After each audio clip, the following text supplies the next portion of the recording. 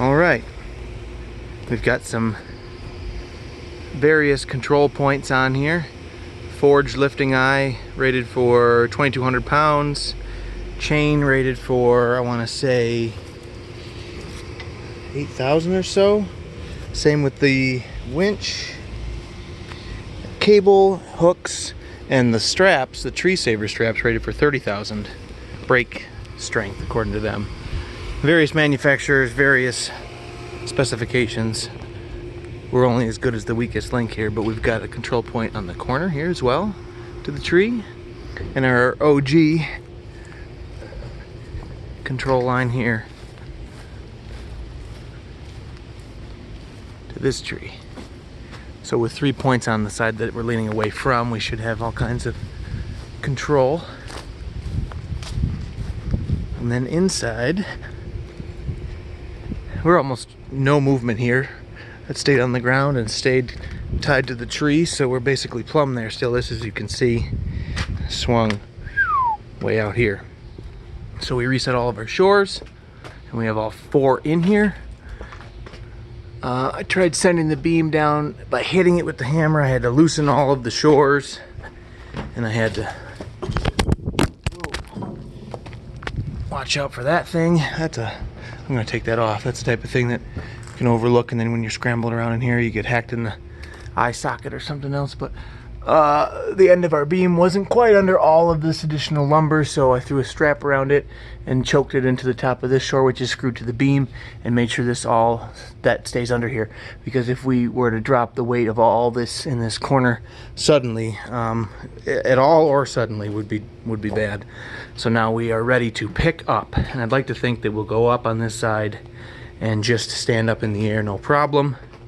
And then we'll bring our ski or our skid in here. This is our better LVL, so I saved him without keeping him from getting any holes poked in him. We won't need 2, so I'll explain further. I went down the edges of this with the planer on an angle to reduce surface area even still, and because we're going to try to not only ski with it, but we're going to try and slide back and forth.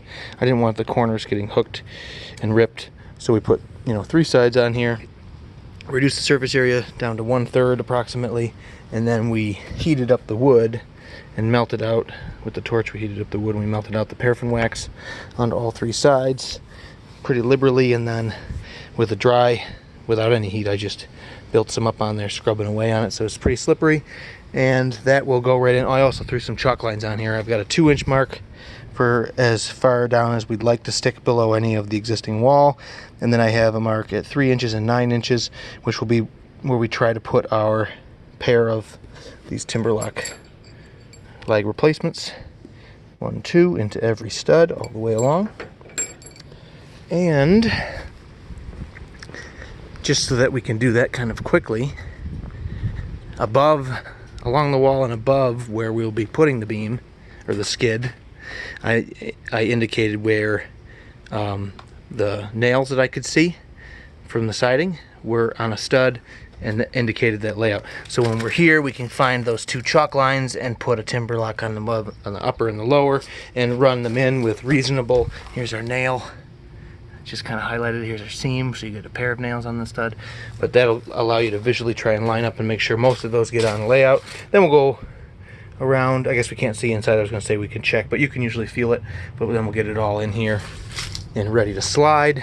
And then, like I said, we're not going to use the LVL here, because not only do we want to travel back and forth, we also want to go sideways. That's an awful lot of surface area, even though we reduced the edge of the rail or the skid. So we're going to use these longer timbers that I borrowed from a friend, and once we're up and we have the LVL on there, I'm going to stuff 1, 2, 3, 4 kind of underneath the building, across. So not only can we slide back and forth on their thin top surface, being only 6 inches, we certainly can go side to side on them quite a ways too, because they're relatively long, and I won't wax them up. I don't want things to wipe out on us and slide really quickly.